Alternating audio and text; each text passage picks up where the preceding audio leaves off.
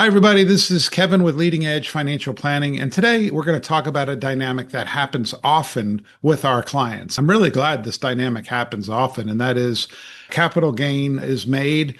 People make money. This is really fantastic. But how this can spiral emotionally out of control and make you actually feel bad that you had this capital gain.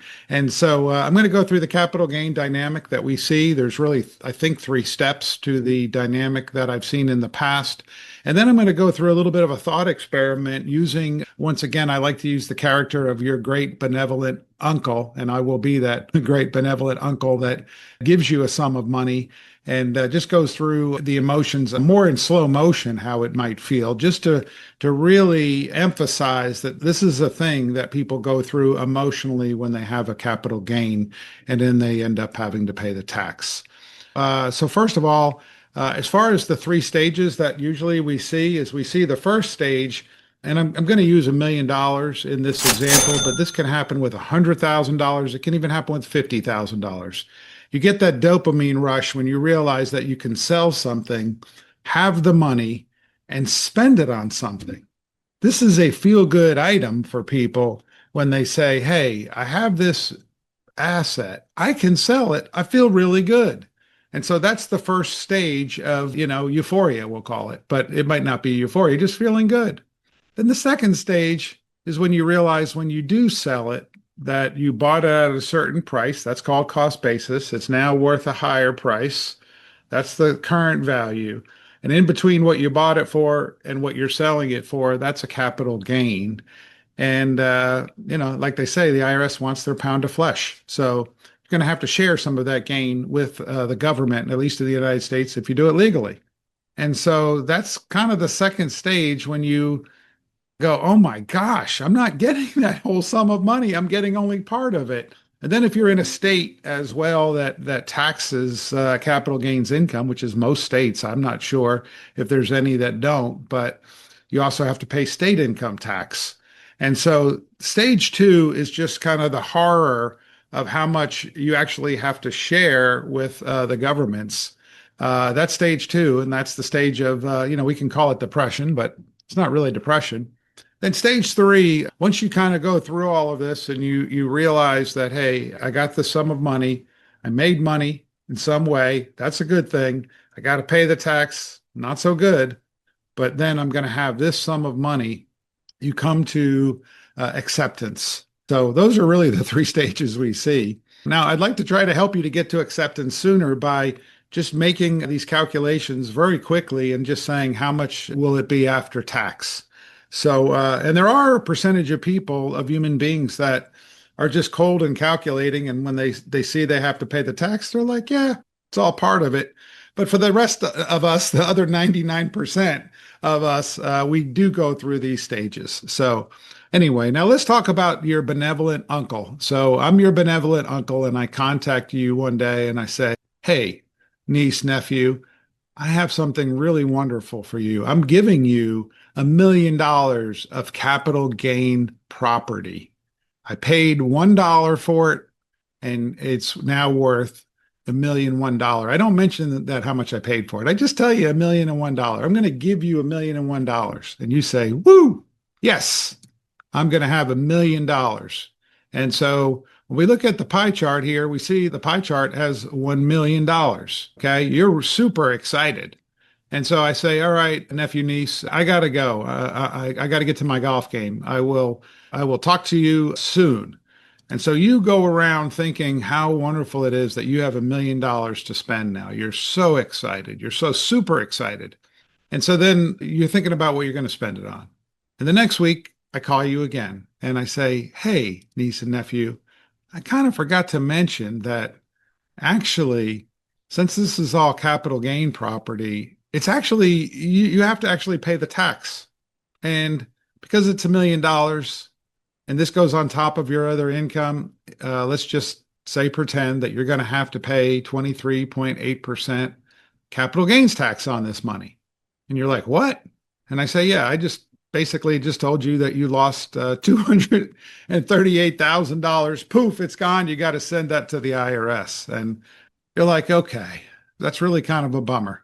The next couple of days, you go through the fact that you got to pay $238,000 to the IRS. Is there any way for you to get out of it? You start looking for different ways. You're bargaining. You're saying, "Can I do this capital gains? Can I move to Puerto Rico? How can I get out of paying this capital gains tax?" It's very depressing. And then, as your uncle, I might be benevolent, but sometimes I'm not too smart. I forgot to tell you when I call you next week. I show you this chart here. I go through these numbers with you. I don't show you the chart, but I go through these numbers with you and I say, "Oh, I forgot. You're in a state that has a 5% income tax. So actually," I say actually again, you hate when I say actually now, "you have to pay another $50,000 to your state." So you went from feeling really terrific about getting $1 million. Now you're getting $712,000. And eventually, eventually, when everybody reminds you, "Hey, this is a good thing. Your uncle gave you $1 million. You only got to keep 712,000, but you didn't have any money before." Now, in this case, it's a little bit ridiculous because you did not take the investment risk. You did not make that original money and then invest it over a long period of time. But I think this just goes to show that when we have capital gains, if we think through it and we say, "Look, what is it now worth?" And then say, "What are the capital gains tax that I might have to pay? Is there any strategies with gifting or any other strategies that I might be able to do?" But just knowing the after-tax amount of money that you're going to have will bring you through these stages a little bit quicker. The other piece of this is that I'm now your uncle again, and you call me and you say, "Hey, uncle, I have an idea." And I say, "Yeah." You say, "I'm not going to pay the tax." I say, "What?" You say, "I'm just going to let the money keep growing. I'm just going to leave it where it is. I'm not going to spend it because I don't want to pay the tax. I do not want to pay 238,000 plus 50,000 to the state. I don't want to do it." And I say, "Okay, so you're not going to spend the money." You say, "No." And I say, "When are you going to spend it?" You say, "Maybe 10 years from now." So 10 years from now, unless the capital gains tax goes down, you're still going to have to pay the tax eventually. So a lot of our clients will have big gains in stock sales and they don't want to pay the tax. And look, I get it. I've been faced with this situation about having a capital gain. I've gone through this pain of saying, "What can I do?" And many times we can sell other investments, let the winners run. You can choose the ones that are not up the most. There are some strategies you can use for capital gains. But the truth of the matter is, when it comes to capital gain property, for the most part, you can do a 1031 exchange with real estate. Again, you can let the winners run in stocks. But if you're going to consume these dollars, you do have to pay the tax to be able to realize the gains and consume the money.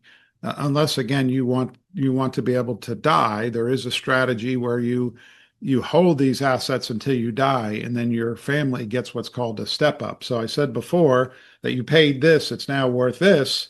When you die, the basis goes up to the value on the date of death, and then someone can sell it without a capital gains.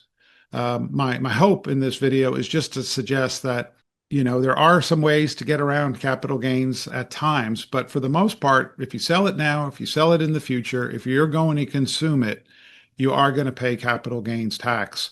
And understanding, like going in, how much you have and how much you will get to keep, I think relieves a little bit of stress here.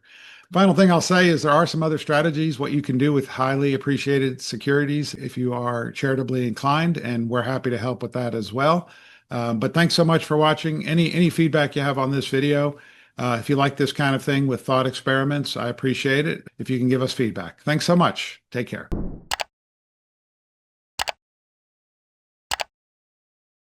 Leading Edge Financial Planning, LLC is a registered investment advisor. Advisory services are only offered to clients or prospective clients where Leading Edge Financial Planning and its representatives are properly licensed or exempt from licensure. For additional information, please visit our website at www.leadingedgeplanning.com. The information provided is for educational and informational purposes only and does not constitute investment advice, and it should not be relied on as such. It should not be considered a solicitation to buy or an offer to sell a security. It does not take into account any investor's particular investment objectives, strategies, tax status, or investment horizon. you should consult your attorney or tax advisor. The views expressed in this commentary are subject to change based on market and other conditions. These documents may contain certain statements that may be deemed forward-looking statements. Please note that any such statements are not guarantees of any future performance, and actual results or developments may differ materially from those projected. Any projections, market outlooks, or estimates are based upon certain assumptions and should not be construed as indicative of actual events that will occur. All information has been obtained from sources believed to be reliable, but its accuracy is not guaranteed. There is no representation or warranty as to the current accuracy, reliability, or completeness of, nor liability for, decisions based on such information, and it should not be relied on as such.